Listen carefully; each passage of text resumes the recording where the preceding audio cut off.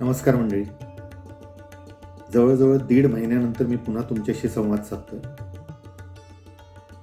माझ्या डिसेंबरमधल्या रिटायरमेंटनंतर तुमच्याशी हा पुन्हा संवाद साधताना डिसेंबर, जानेवारी आणि फेब्रुवारी या 3 महिन्यातले काही महत्त्वाचे क्षण, महत्त्वाच्या गोष्टी मी यात अंतर्भूत केल्यात. सुरुवात डिसेंबरपासून. किती रे वाट पाहायला लावतोस? अगदी वर्षाच्या शेवटी येतोस बघ. 12 भावंडातलं शेंडेफळ म्हणून सर्वांचा लाडका. हिरव्यागार निसर्गाच्या पायघड्यांवरून धुक्याची शाल लपेटून गुलाबी थंडी पसरवत एखाद्या रूपगर्वितेसारखा दिमाखात येतोस. सर्वांना भरभरून चैतन्य आणि उत्साह देतोस, अगदी हातचं काहीही न राखता. भरपूर खा, प्या, व्यायाम करा असा संदेश घेऊन तू येतोस. त्यामुळे दिवाळीनंतर आलेली मरगळ झटकून गृहिणी परत लगबगीनं खाद्यपदार्थ तयार करायला लागतात.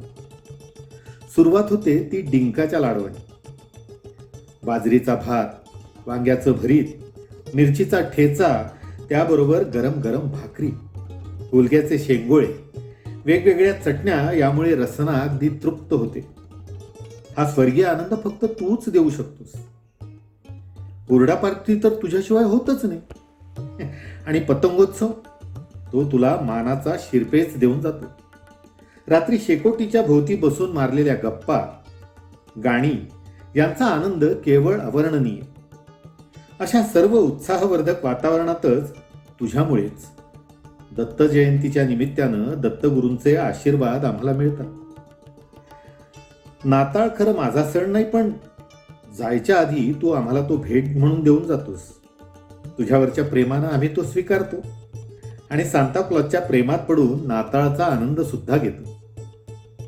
तू आम्हाला खूप जवळचा वाटतोस.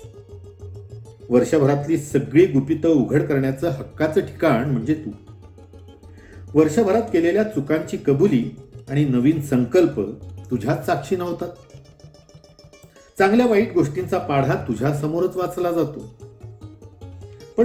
पण सगळं माफ करून नवीन उमेद तूच देतोस. आणि येतो तो तुला निरोप देण्याचा दिवस. तुझ्यामुळे आम्हाला नवीन वर्ष, चुका सुधारण्याची संधी, नवी स्वप्न साकारण्याची जिद्द मिळते. आणि म्हणूनच आम्ही धूमधडाक्यात तुला निरोप देतो. या कृतज्ञता सोहळ्यात गुंग असतानाच तू हुलकावणी देऊन निघून जातोस. हुरहुर लावून, मन अगदी हळवं करून.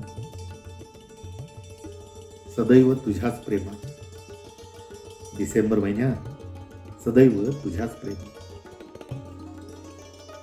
मित्रांनो,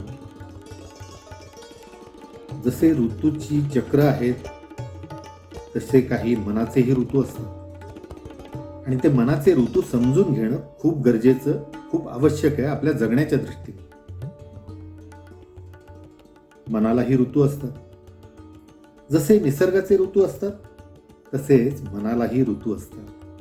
भावना आणि परिस्थिती परत्वे ते बदलत जातात. एक ऋतू असतो निर्मळ स्नेहाचा, मनाच्या अलवार कुपीतून सांडत जाणारा, काळोख्या वाटेवर उजेड पेरून वाट प्रकाशून टाकणारा, अंतर्बाह्य चांदण्यात न्हावून टाकणारा, निर्व्याज प्रेमाचा. एक ऋतू असतो गहिवरलेपणाचा, मनाची लय सांभाळत मनाला सांभाळणारा, खोल आतमध्ये अश्रू ढाळणारा, डोळ्यात ओल भरणारा, संवेदनाक्षम भावनांचा. एक ऋतू असतो प्रेमाचा, बेहोश बेधुंद प्रणयाचा, स्वतःला विसरून जोडीदाराला आपल्यात सामावणारा, भ्रमरापरी प्रेमात आकंठ बुडवणारा. एक ऋतू असतो विरहाचा. मग ते प्रेम असो वा जवळच्या व्यक्तीचा आपल्याला सोडून जाणं असो. मनाला बेहाल करणारा, दुःखात होरपळवणारा, मनाला चटका लावणारा, दुःखात खोल खाईत लोटणारा. एक ऋतू असतो कोरडा ठाक रखरखीतपणाचा, सर्व भावभावनांच्या पलीकडचा, उन्हाळ्यातल्या भगभगीत उन्हात जाणवणाऱ्या उष्ण कोरड्या झळांसारखा. एक ऋतू असतो चैतन्याचा, पहिल्या पावसाच्या सरी जशा प्रसन्न करतात तसा, श्रावणासारखा उधाणलेला, नवा उत्साह, नवी उमेद देणारा, नवसंजीवनी भरणारा, मनाला सुखावणारा. एक ऋतू असतो उन्मुक्तपणाचा, मनाच्या वारूला बेलगाम करणारा, आपल्याच धुंदीत वाऱ्यावर स्वार होऊन हुंदडणारा, दऱ्याखोऱ्यात निसर्गात मुक्तपणे पक्षी होऊन विहरणारा. एक ऋतू असतो सृजनाचा, ओल्या नववधू धरणीसारखा, नवनिर्मिती करणारा, नवनिर्मितीच्या ध्यासाचा, मनासारख्या नवीन अभिव्यक्तींना जन्म देणारा. मनाचे ऋतू त्या त्या भावनेत, परिस्थितीत बहरायलाच हवेत. त्यांना दाबलं तर मनाबरोबर शरीराचं पण नुकसान होतं. मनाचे ऋतू संपायलाही थोडा काळ जाऊ द्यावा लागतो. दोन ऋतूंच्या मधला संक्रमणाचा काळ थोडा सहनशक्तीची परीक्षा घेणाराच असतो. पण त्यातूनही मन मार्ग काढतच असतं. जसं निसर्गाच्या ऋतूबदलाच्या काळात निसर्ग करत असतो तसंच निसर्गाच्या ऋतूंप्रमाणे मनाच्या ऋतूंचा पण आस्वाद घेत जीवन जगण्याची कला ज्याला अवगत झाली त्याला आयुष्य आनंदी जगण्याची गुरुकिल्लीच मिळाली म्हणायची.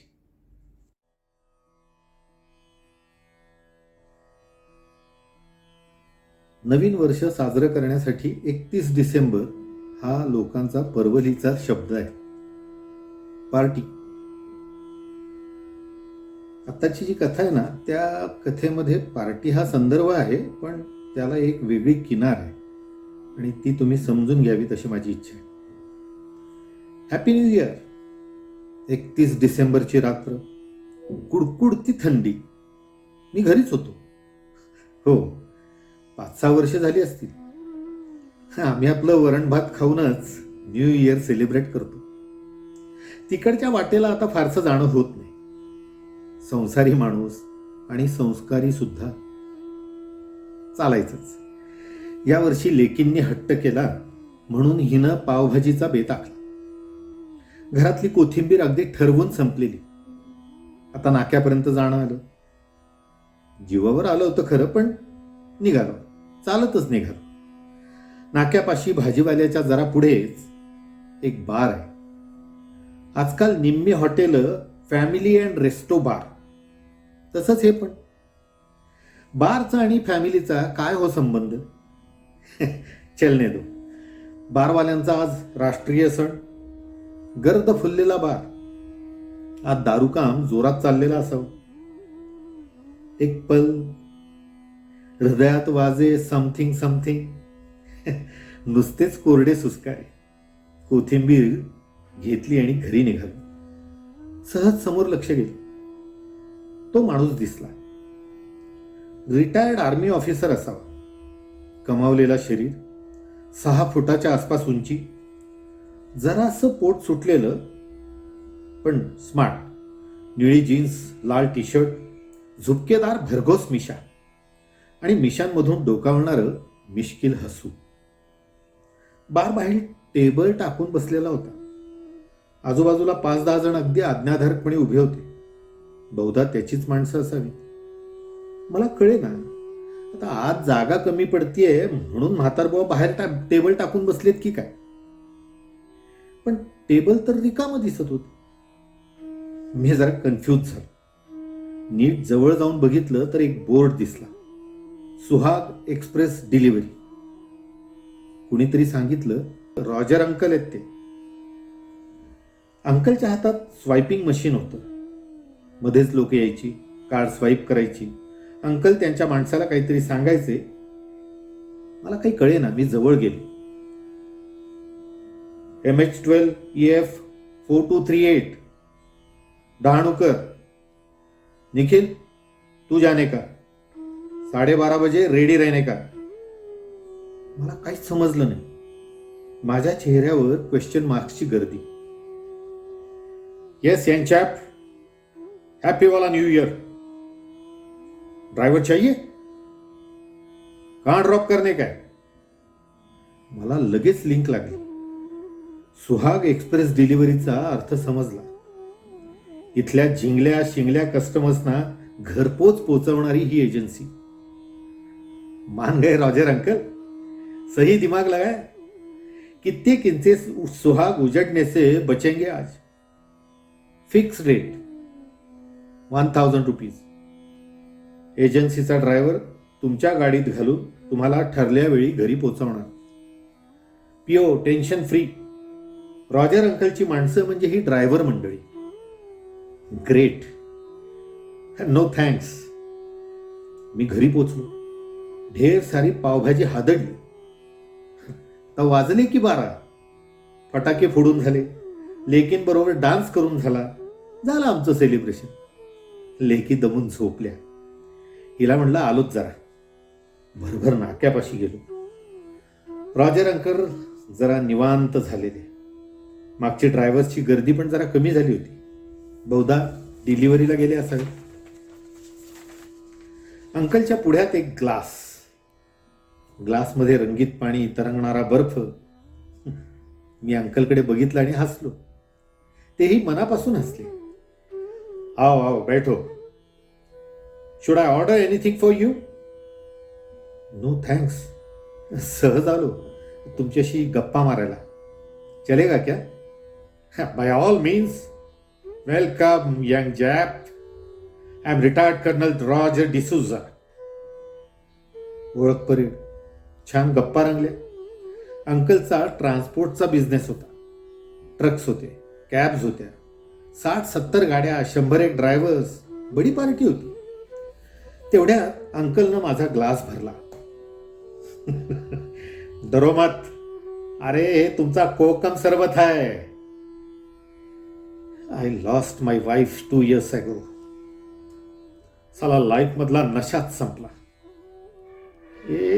हे फक्त माहौल बनाने के वास्ते. मला आवडलं. ही आयडिया कशी सुचली? अंकलनी मोठा पॉज घेतला. Drunk and drive. एका बेवड्याच्या गाडीनं ठोकरला रे माझ्या बायडीला. घराबाहेर उभी होता ती. माझ्या wife died on the spot. तो भी आता जेलमध्ये आहे. Destroyed 2 families.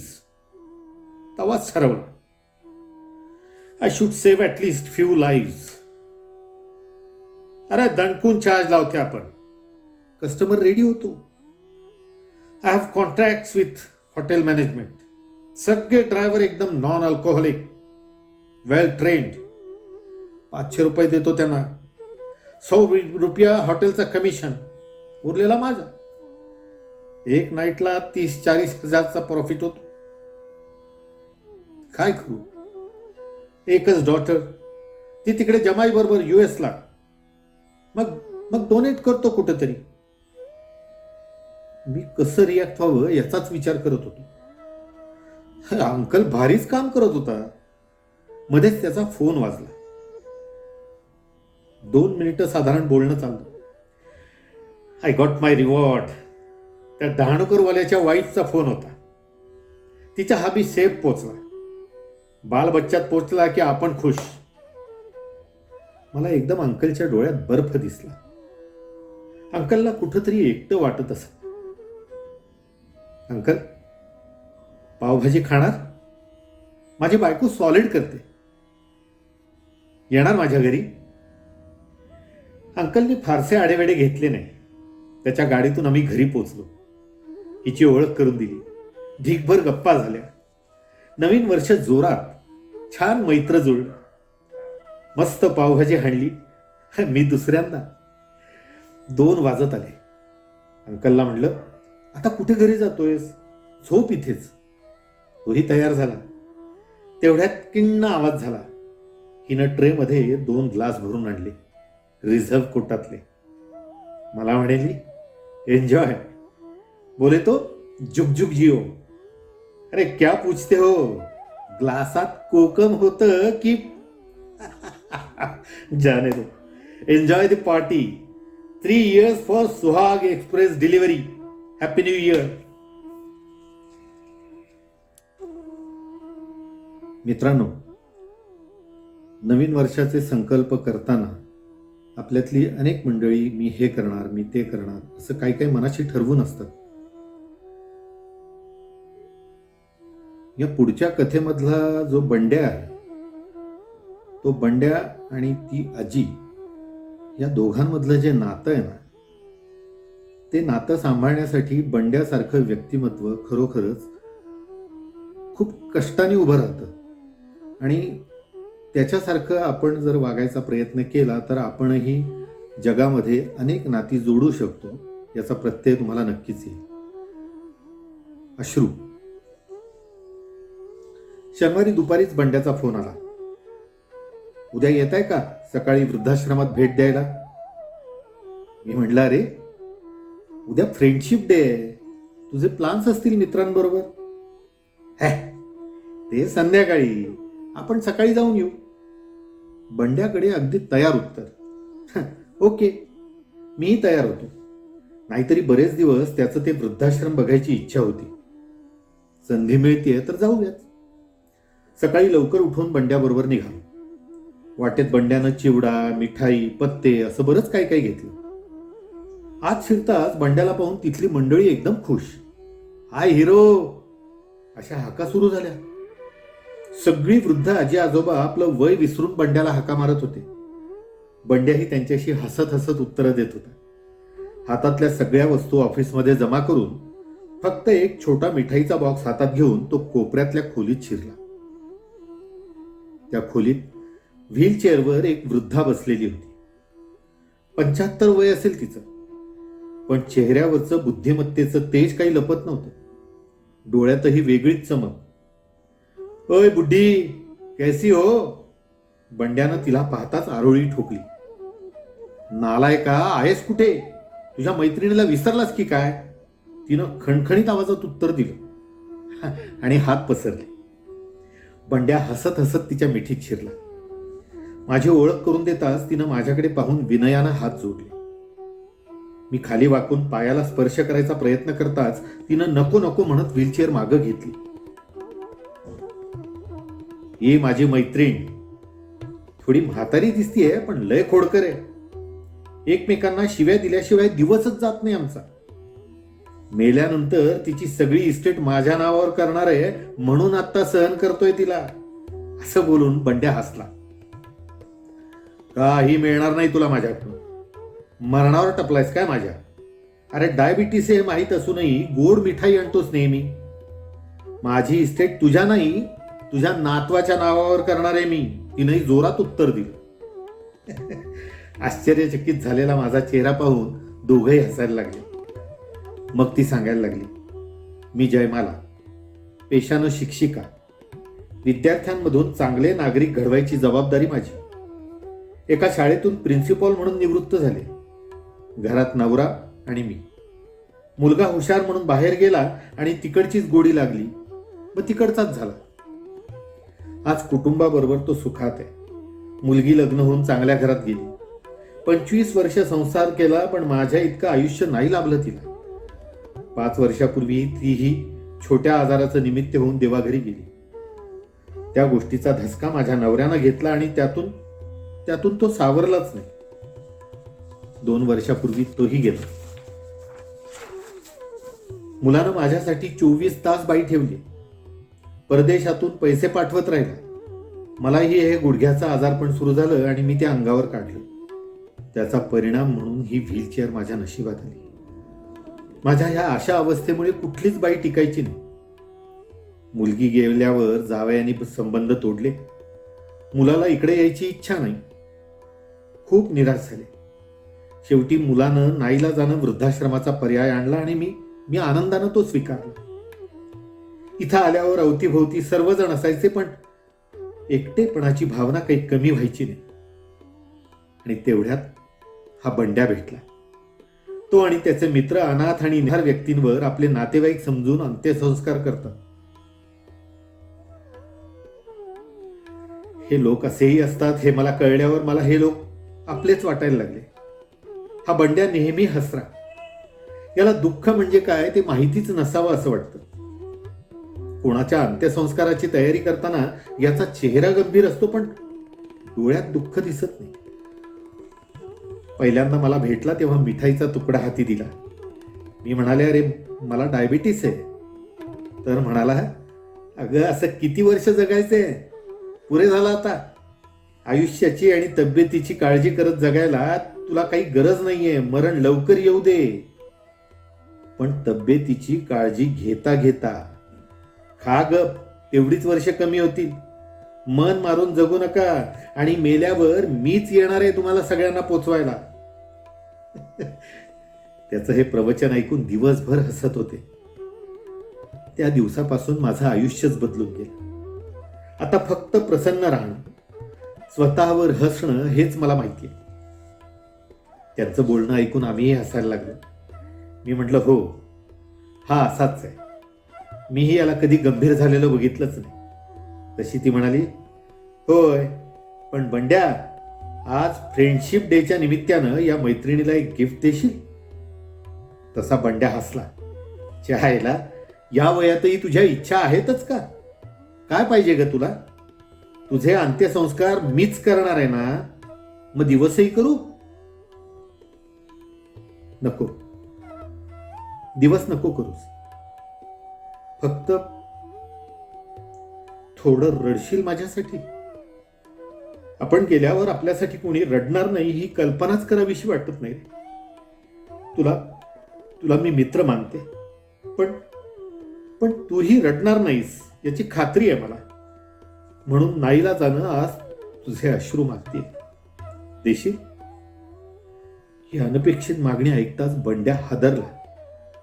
एका क्षणासाठी त्याचा चेहरा दुःखानं पिळवटून निघाला.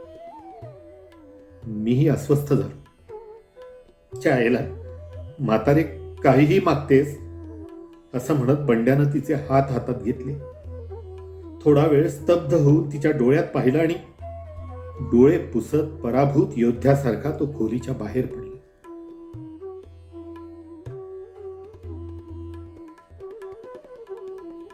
जानेवारी म्हणजे नवीन वर्षात सणांची सुरुवात होते ती संक्रांतीपासून. आणि संक्रांत हा खरं म्हणजे बायकांचा सण. पण तो तेव्हा काय करतो? जानेवारी महिना तमाम पुरुष जातीवर संक्रांत घेऊन येणार. विशेषतः नवरा या प्राणीवर्गाला घातक. हा संक्रमणाचा काळ हळदी कुंकू समारंभ या गोंडस कार्यक्रमाला बरोबर घेऊन येतो. जाऊ दे, मुद्दा हा की हळदी कुंकू या कार्यक्रमाच्या वेळेस तो काय करत असतो? पराधीन आहे जगती पुत्र मानवाचा. गनिमांनी हे बहुतेक कुठल्या तरी घराबाहेर घड्याळ बघणाऱ्या नवरा या प्राण्याविषयी म्हटलेलं असावं. ताजं लग्न झालेला नवरा उत्साहाचा नायगारा असतो. पुरुष जातीला बट्टा हा असला बटाटा. तो उत्साहानं घरच्या हळदी कुंकवासाठी घर आवरतो. बायकोला मॅचिंग विषयक फुकटचे सल्ले देतो. वाणात काय लुटावं हे केवळ न सांगता होलसेलात त्याची सोयही करतो. असले नवरे हळदी कुंकवासाठी घरीच थांबतात. पडद्यामागचे कलाकार राब राब राबतात. बायकांच्या गराड्यातून भारी नवरा गटवलास ग बयो, लक्की गर्ल असले कौतुकी फुत्कार ऐकले की स्वतःला धन्य समजणारी ही ताजा नवरा जमात. बायकोला गाडीवर घेऊन 10 घरं फिरत कंपाऊंड बाहेर घड्याळ डोळे भरून पाहण्यात यांची उमेदीची वर्ष निघून जातात. तो तेव्हा राबतो. लग्नाला 5वर वर्ष झाली की याचा संसार वयात येतो. रोमांटिक मॅचिंग दिवस संपून काळाचं भान येतं. याची पोरं 3-4 वर्षाची असणार. लेकीसाठी हा आपल्यातलं परोपकारी मन जिवंत ठेवतो. पण तो आता बाप माणूस असतो. पुन्हा 10 घरी ड्रायव्हरी माधुकरी मागतो. पण दरवेळी माझ्या बच्च्याला त्रास तर झाला नसेल ना? नाहीतर बायकोला हळदी कुंकवासाठी मोकाट सोडून हा लेकीला सांभाळत घरी कुर्बान होतो. घरी हळदी कुंकू असलं की संध्याकाळी 5-5 पर्यंत हा काम रगाड्यात गुंततो. 6च्या ठोक्याला थिएटरी गाठण्यासाठी अंधारी गुडूप होतो. तेव्हा तो पिक्चरला जातो. लग्नाला 15+ वर्ष झाली की नवरा जून होतो. मिरवण्यासाठी त्याचा उपयोग शून्य. मुझपे एक एहसान करना, मुझपे कभी भी कोई भी एहसान मत करना. लग्न इतपत मुरलेलं असतं. तेव्हा कोणतीही मदत न करणं हीच खरी मोठी मदत असते. आता पोट आणि पगार बऱ्यापैकी वाढलेलं असतं. बुडाखालच्या गाडीला खरा ड्रायव्हर परवडनेबल असतो. परिणामतः याची मिस्टर ड्रायव्हरवरनं सुट्टी संपते. बायको लेकीला स्वतःची धाकटी बहीण वगैरे समजत असते. त्यांच्या नटण्या मुरडण्याच्या मॅचिंग टाइम टेबलात नवरा मिसमॅच होतो. अशा घोडनवऱ्यांसाठी घरी हळदी कुंकू म्हणजे एक उन्हाळ दिवस. ही जात या दिवशी हापशी 7-7:30 पर्यंत उगाचच वेळ काढत असते. मग 2-4 समकालीन समदुःखी एका अडचणीच्या जागी बसतात. संसारी दुःख कुरवाळत स्वतःला द्रवरूपात बुडवून घेतात. पुन्हा 10 वाजता शहाण्या कोकरासारखे घरी पोचतात. कौतुकानं हळदी कुंकवाचा आख्यान ऐकतात. दमलीस ना, असं स्फूर्तिदायक प्रेमळ विधान करणे इतकी अक्कल येणं ही वाढत्या वयाची देणगी असते. ती पण समजून न समजल्यासारखं करणार आणि टेडा है वेडा है पर मेरा है असं टाईप खुदूक हसणार. तेव्हा तो कुठंतरी बाहेर बसतो आणि शेवटी ज्याला हे जमत नाही असा नालायक हळदी कुंकवाच्या वेळी तो तेव्हा काय करतो असल्या निरर्थक पोष्टी स्टॅम्प चिकटवत असतो. काळ असल्या पोष्ट्याला कधीही माफ करत नाही.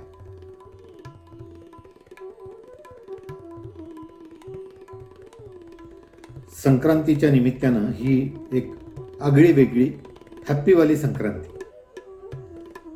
सोसायटीचं छोटंसं गार्डन, त्यातला छोटासा प्ले एरिया, 2 झोपाळे, 2 घसरगुंड्या आणि एक सीसॉ.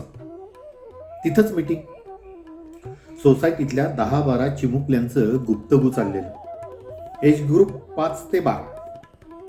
डोक्या अस्वस्थ. डोक्या म्हणजे त्यांचा लीडर. त्याचं डोकं जरा जास्तच चालतं म्हणून तो डोक्या. तो नवीनच आलेला सोसायटीत पण आता गँगमध्ये सेट झाला. संक्रांत जवळ आलेली.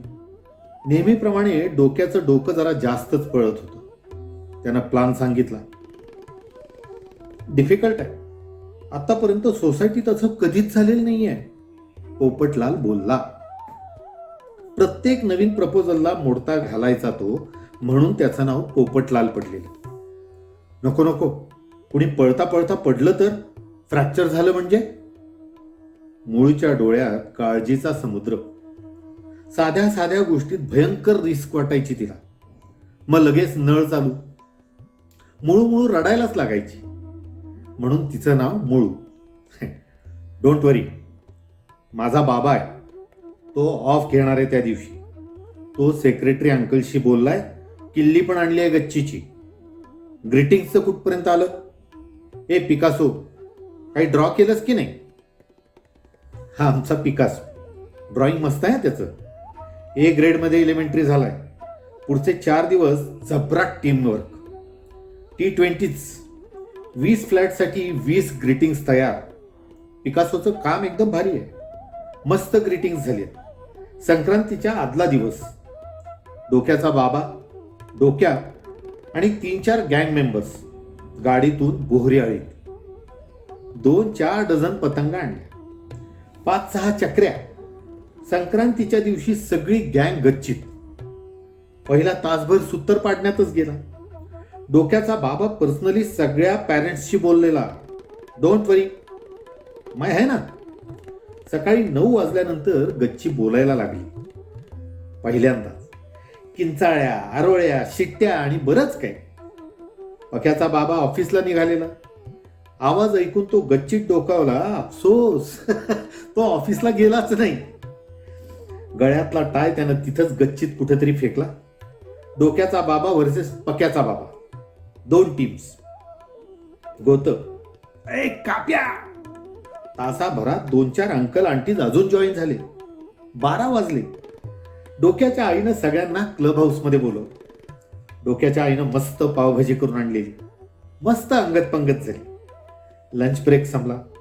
पुन्हा गच्ची. पतंगाची हवा शेजारच्या सोसायटीत पोचली. तिथले 10-12 पतंग ढगात पोचलेले. आमची वर्सेस त्यांची सोसायटी. कुछ तुफानी हो जाय. वाऱ्याचं तुफान आलेलं. सैराट पतंगबाजी. मजा आली. 12 कापल्या, 7 कटल्या. आजचा स्कोअर 4 वाजत आलेले. तेवढ्यात पक्याची आई आली. ट्रेमध्ये सगळ्यांसाठी चहा बिस्किटं. चहा मारी. गँग चहा आणि मारीची बिस्किटं जेवली. पुढचा काय प्लान? पक्याच्या बाबानं विचारलं. प्लॅन रेडीच होता. गच्ची साफसूफ करून सगळे घरी. 4:15 वाजता बच्चा गँग रेडी. छान छान ड्रेसमध्ये. प्रत्येक घराची बेल वाजवली जायची. गँग आत शिरायची. मोठ्यांना नमस्कार करायचा. तिळगुळ घ्यायचा. पिकासोनं तयार करून आणलेलं ग्रीटिंग कार्ड द्यायचं. इन्व्हिटेशन द्यायचं. टेन्शन आले. आता फक्त बोंबे आजी आजोबांचं घर राहिलं. या दोघांना लहान मुलं अजिबात आवडायची नाही. नेमका यांचा फ्लॅट गार्डन समोरचा. जरा खेळ रंगात आला की आजी आजोबांच्या बोंबा सुरू. कुणालाच ती दोघं आवडायची नाही. त्यांच्याकडे जायलाच हवं का? जाना तो पडेगा. डोक्याच्या बाबाच्या स्ट्रिक्ट इन्स्ट्रक्शन्स होते. डोक्यानं भीत भीत बेल दाबली. गँग आत शिरली. तिळगुळ हवाय पहिल्यांदा. आणि पहिल्यांदाच बोंबे आजी हसल्या. आजोबांनी सगळ्यांची हसून चौकशी केली. नावं विचारली. तिळगुळ दिला. चॉकलेट्स. पिकासोचं ग्रीटिंग तर फारच आवडलं दोघांना. आम्हाला पण तिळगुळ द्या. डोक्याचे आई बाबा, पक्याचे आई बाबा, मूळचे आई बाबा, जवळजवळ सगळ्यांचेच आई बाबा. आई बाबांचा एक मोठा क्राऊड घरात शिरला. आजोबा आजी खुश. सगळीजण पाया पडली. बोंबे आजी आजोबा दिलखुश आजी आजोबा झाले. त्यांनी इन्व्हिटेशन ऍक्सेप्ट केलं. 7 वाजता सगळे गच्चीत. तिळगुळ समारंभ जोरात. सगळ्या सिनियर सिटीजन्सनी लहानांना तिळगुळ दिला. सलोनी दीदीनं मस्त गाणं म्हटलं. मजा आली. छान भेळ पार्टी झाली. बोंबे आजी आजोबा चीफ गेस्ट होते. आजोबांनी छान स्पीच दिलं. माझी नातवंड तिकडे दूर देशी. आमच्या वाट्याला फारशी यायचीच नाही. मग चिडचिड व्हायची. आज कळलं सोसायटीत माझी कितीतरी नातवंड आहेत. बच्चा गँग, आजपासून हा आजोबा तुमच्या मॅचचा अंपायर. चालेल? हुर्रे! गँग बापा सकट ओरडली. अजून एक. रोज संध्याकाळी खेळून झाल्यावर गार्डनमध्ये जमायचं. माझ्याबरोबर शुभंकरोती म्हणायचं. माझी गोष्ट ऐकूनच घरी जायचं. बोंबे आजींनी डबल धमाका केला. तिळगुळ समारंभ संपत आलेला. डोक्या आणि डोक्याचे आईबाबा. आजचा सेरेमनी डोके फॅमिलीने अरेंज केलेला. सगळ्यांनी मनापासून त्यांचे आभार मानले. डोक्याचा बाबा म्हणाला, एक रिक्वेस्ट आहे. आजच्या संक्रांतीचा भारी दी एंड करायची आयडिया आहे माझ्याकडे. आपण सगळ्यांनी मिळून भाई बघायला जाऊया.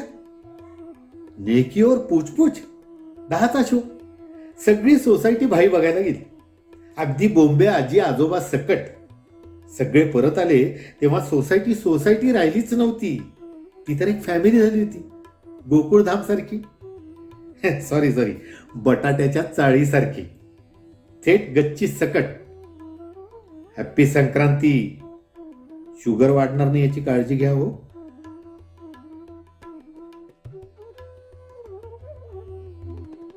मित्रांनो, नवीन वर्षातला पहिला राष्ट्रीय सण ज्याला म्हणता येईल तो म्हणजे प्रजासत्ताक दिन. 26 जानेवारी. तुम्ही आम्ही सगळेच जण लहानपणापासून शाळेपासून या दिवसाबद्दलचं आपलं जे आकर्षण आहे ते कधीच कमी झालेलं नाही. त्या अनुषंगाने 2 कथा आहेत माझ्याकडे प्रजासत्ताक दिनाच्या निमित्ताने. त्यातली ही पहिली कथा थोडी हटके कथा. पुलाखालचा रस्ता. सकाळची हुडहुडी वेळ. शॉर्टकटवाल्या रस्त्यांचा हा प्रॉब्लेमच आहे. या रस्त्यांना नेहमीच अपचन असतं. बाकीचे ट्रॅफिकवाले रस्ते बद्धकोष्ठ झाल्यासारखे कुदतात. हा रस्ता नेहमीच घाईची लागल्यासारखा मोशनमध्ये असतो. जरा सुद्धा निवांतपणा नाही. आज रविवार 26 जानेवारी. तरीही रस्ता घाईतच होता. जरासा झोपेतही. बालक पालक खूप आई बाबा लेकरांना शाळेत सोडायला निघालेले. युनिफॉर्मवाली छोटी छोटी मुलं हातात झेंडा फडकवत मागच्या सीटवर बसलेली. मी जरा घाईतच होतो. माझ्या शेजारच्या गाडीवर ती 2 जण होती. त्यानं पांढरा शुभ्र कुर्ता घातलेला, पांढरा शुभ्र पायजामा, तिरंगी उपरणं, डोक्यावर पांढरी टोपी, पायात कोल्हापुरी चपला. तीही नऊवार नेसलेली. नाकात नथ, डोक्यावर अंबाडा, अंबाड्याला गजऱ्याची गोलदार नक्षी, हातात तिरंगी झेंड्यांचा गठ्ठा. दोघे एकदम हसतमुख, मेड फॉर इच अदर. बहुतेक नवीन नवीन लग्न झालेलं असावं. दोघांची एकमेकांशी वेवलेंथ एकदम छान मॅच झाली. दोघंही प्रचंड उत्साही. चकाचक बुलेटवरनं दोघं माझ्या शेजारूनच पास झाले. माझ्याकडे बघून ओळखीचं हसले. मीही छान दिसताय दोघं असं हाताचा मोर करून म्हटलं. त्यांनीही दिलसे हसून रिप्लाय दिला. तेवढ्यात फोन वाजला म्हणून मी गाडी साईडला घेतली. फोनवरचं बोलणं कटवलं. जरा पुढं गेलो तर दोघं तिथंच उभी. पुलापाशी टर्नवर. येणाऱ्या गाड्यांवर छोटी मुलं दिसली की हात करून गाडी थांबवायची. तो प्रजासत्ताक दिनाच्या शुभेच्छा द्यायचा आणि ती मुलांना झेंडा द्यायची. भारत माता की जय, मस्त जय हो. मुलं खुश. ती दोघंही. हे मला भारी आवडलं. एकदम भारी आयडिया होती. मीही थांबलो. दोघांनी पुन्हा तसंच ओळखीचं स्माईल दिलं. त्यानं छोटासा तिरंगा माझ्या शर्टाच्या खिशाला पिननं लावला. भारत माता की जय. मी जोरात ओरडलो. जय, तोही मनापासून. ती कुठं होती? या सगळ्यात 2-4 मिनिटं गेली असतील. एकदम आरडाओरडा ऐकायला आला. आम्ही दोघांनी मागं वळून बघितलं. तिनं रणरागिणीचं रूप धारण केलेलं होतं. शेजारी एक बरमुडावाला गाडीवर उभं राहून फोनवर बोलत होता. तोंडात अख्खी लाल पाण्याची तुंबाट टाकी. बोलता बोलता रस्त्यावर पचापच थुंकत होता. चेहऱ्यावर माज. रस्ता बापाचा असल्यासारखा त्याचा कॉन्फिडन्स. दुनियेची फिकीरच नाही. ती कमरेवर हात ठेवून रखमाईसारखी उभी. त्याचं बोलणं संपेच ना. आता तिची पार सटकली. ती संतापानं फुरफुरत होती. लिमिट संपलं. तिनं त्या बरुमेडाच्या हातातनं मोबाईल हिसकावून घेतला. काय हे? तो निगरगट्ट निर्लज्ज. हो भाई, अवकात मध्ये राहायचा. तुमच्या अंगावर तर नाही ना थुकलो.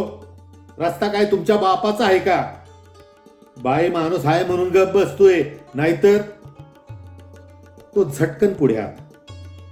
हातातली पाण्याची बाटली त्यानं त्या भाऊच्या हातात दिली. भाऊ, आजच्या दिवशी भांडण नको. पटकन या पाण्यानं रस्ता साफ करून घ्यायचा आणि यापुढं काळजी घ्यायची. हा. तो रंगात आला. साला चरबी चढली काय तुला? मी कोण आहे माहित नाही तुला? तो बरमुडावाला तावा तावानं खाली उतरला. स्टाईल मध्ये गाडी स्टँडवर लावली. तो आणि ती दोघही कूल. बरमुडा उगाच पेटला. हातानं त्याला जोरात मागं ढकललं. Typical villain style. हे काहीतरी वेगळंच सुरू झालं होतं. मी जरासं चरकलोच. तो बरमुडा माजलेल्या सांडासारखाच होता. फोनवर 10-5 पंटर लोकांना 0 मिनिटात गोळा करू शकेल असा. त्या मानानं तो एकदम लुक्का चुक्काच. मला एकदम काळजी वाटायला लागली हो.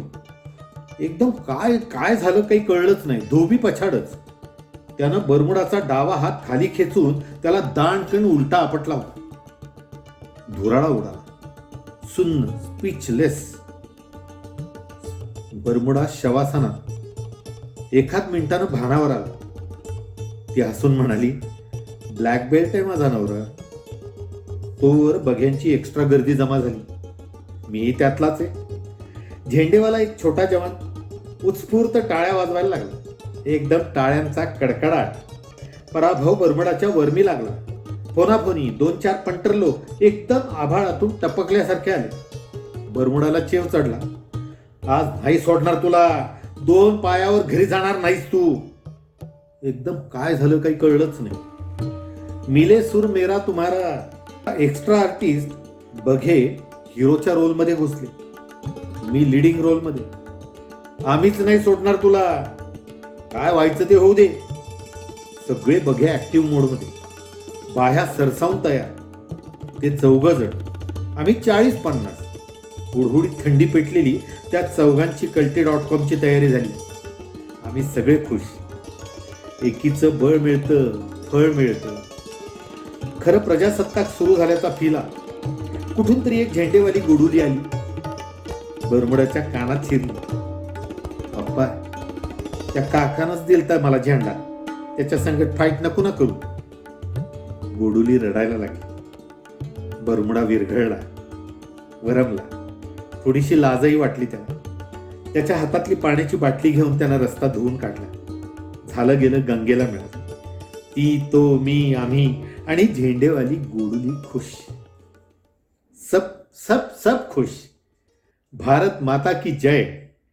जय हो. प्रजासत्ताकाची तब्येत खुश.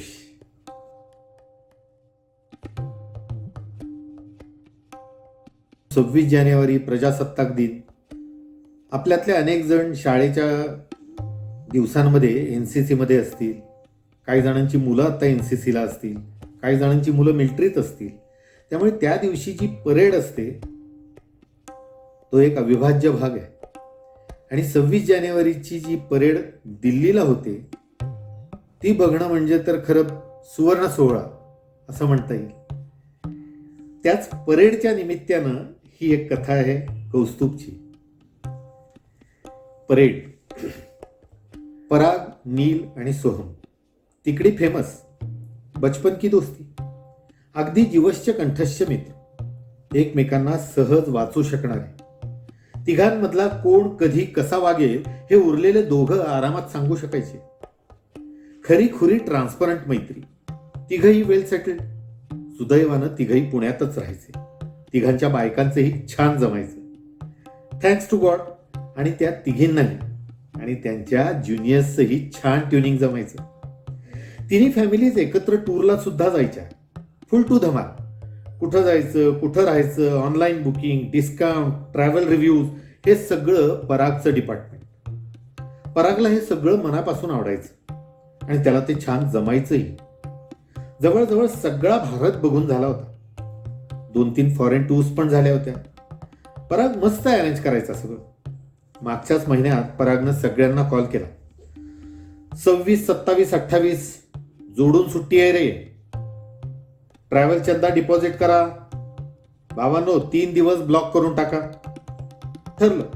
सगळ्यांचं सुट्टीचं प्लॅनिंग सुरू झालं. चंदा जमा झाला. परागनं बुकिंग केलेलं असणार. कुठं जायचंय पराग कधीच सांगायचं नाही. सरप्राईज. बहुतेक गोवा असणार. नीलचा अंदाज. कदाचित कोस्टल कर्नाटका. सोहमनं गोळी मारली. स्वेटर, शॉल्स, जॅकेट जवळ ठेवा. परागनं मागच्या आठवड्यात सगळ्यांना मेसेज टाकला. बहुतेक सिमला नाहीतर काश्मीर.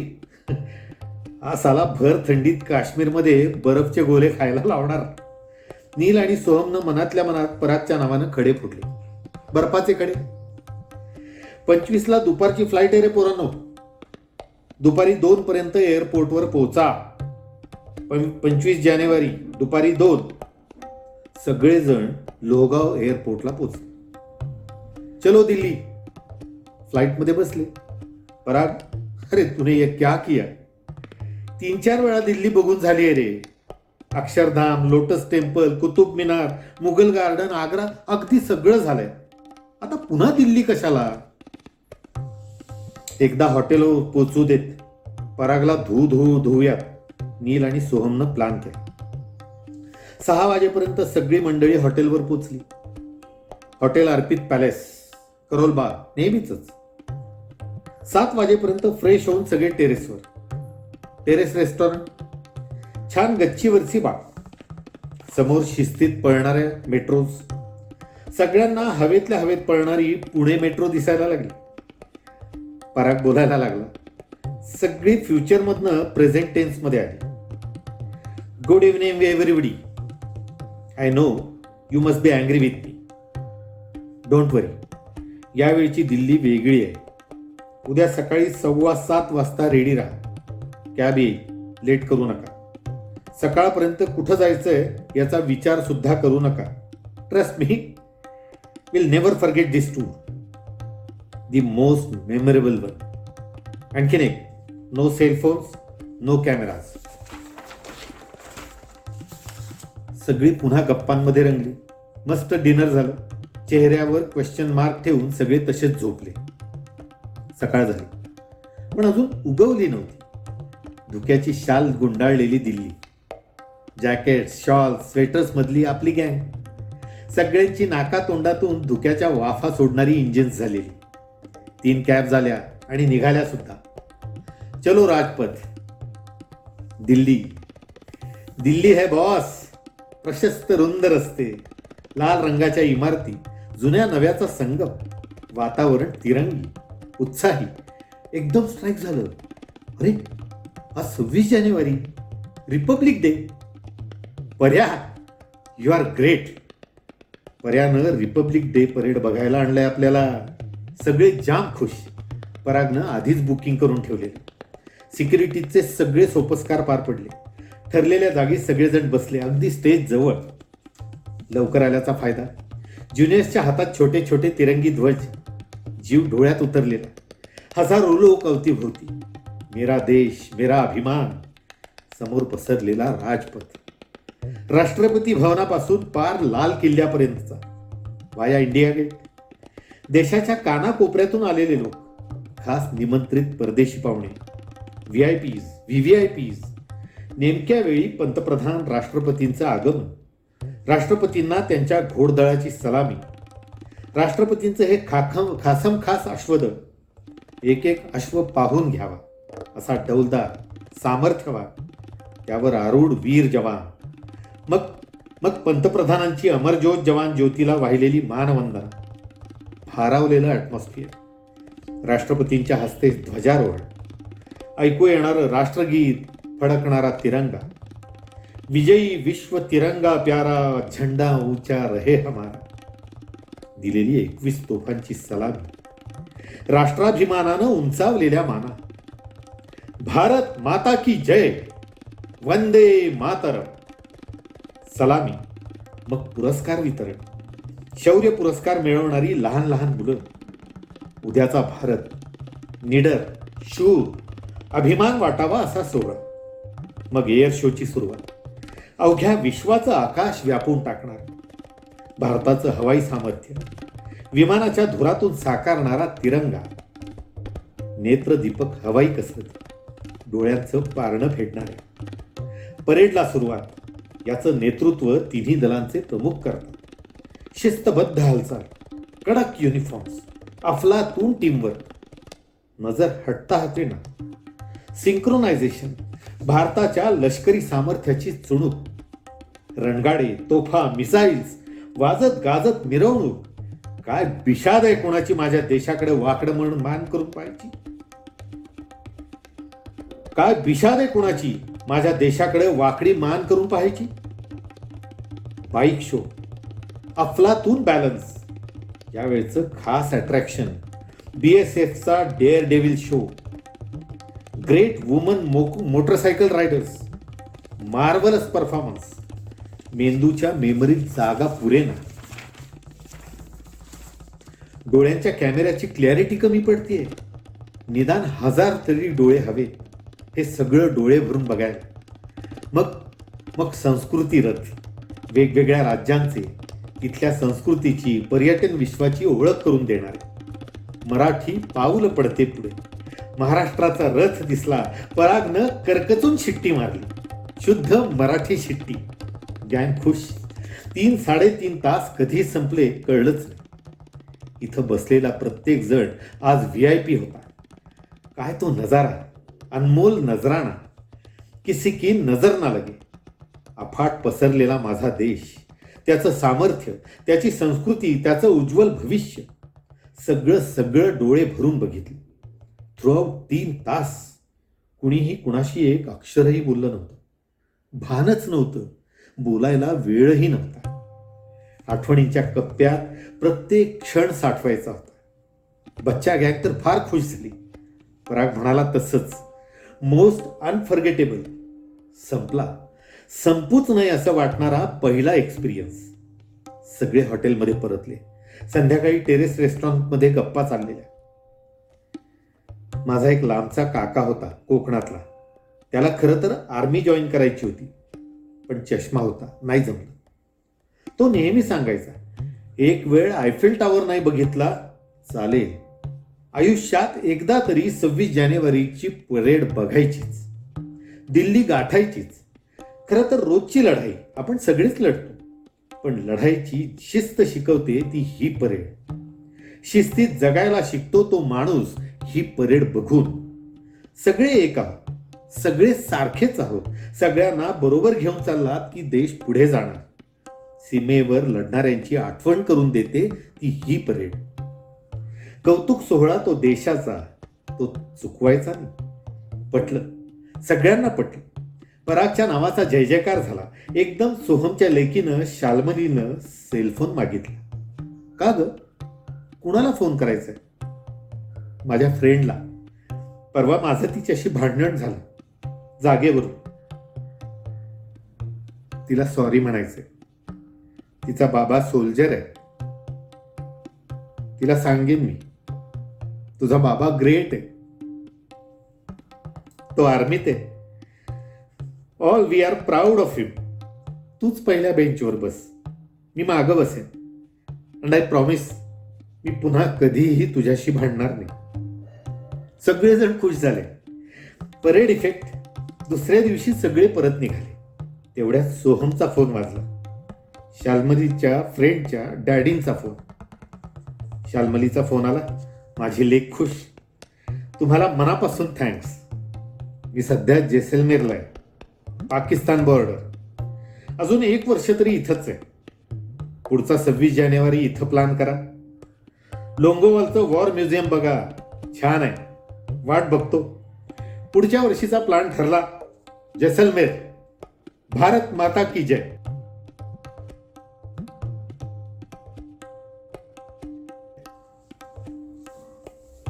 मित्रांनो, आणखीन एक खूप महत्वाचा दिवस या जानेवारीत झाला. तो म्हणजे जागतिक कन्या दिन. बाप आणि लेक हे नातं शब्दात मांडणं खरंच कठीण. बाबा हा शाळ्यासारखा असतो. बाहेरून कितीही कठोर असला तरी आतून मात्र नितळ आणि मधुर पाण्याचा झरा असतो. कुठलीही मुलगी जर डोळे झाकून एखाद्या पुरुषावर विश्वास ठेवू शकते तर तो फक्त तिच्या वडिलांवर. लेक जर घराचं सौख्य असेल तर त्या सौख्याचं पावित्र्य हा तिचा बाबा असतो. संस्कार देणारी आई असली तरी ते संस्कार जपणारा बाबा असतो. संयम देणारी आई असली तरी तो खंबीर बनवणारा बाबाच असतो. बोट धरून चालायला शिकवणारा बाबाच असतो. लेकीच्या हट्टासाठी घोडा होणाराही बाबाच असतो. कामावरून येताना रोज न चुकता खाऊ आणणारा बाबा असतो. पिकनिकसाठी पण पैसे बाबा देतो. शॉपिंग करताना आईनं कमी किमतीचा ड्रेस काढला तर हळूच लेकीला विचारून भारी किमतीचा ड्रेस घेणारा सुद्धा बाबाच असतो. आईनं काही काम सांगितलं तर तिला दटावणारा सुद्धा बाबाच असतो. लेकीचे पहिले बोबडे बोल, तिनं टाकलेलं पहिलं पाऊल, तिचं लाडीक वागणं, तिची घरभर पैंजणांची छुमछुम, हे सगळं पाहून सुखावतो तो बाबा असतो. आणि लेकीला नाजूक कळीसारखं सांभाळणारा आणि प्रसंगी रागे भरणारा पण बाबाच असतो. पण त्यात त्याची लेकीसाठी तळमळ असते, तिच्यासाठीची काळजी असते. लेकीच्या प्रत्येक सुखासाठी झटणारा बाबा. आणि शेवटी मुलगी म्हणजे परक्याचं धन हे कटू सत्य पचवणाराही बाबाच.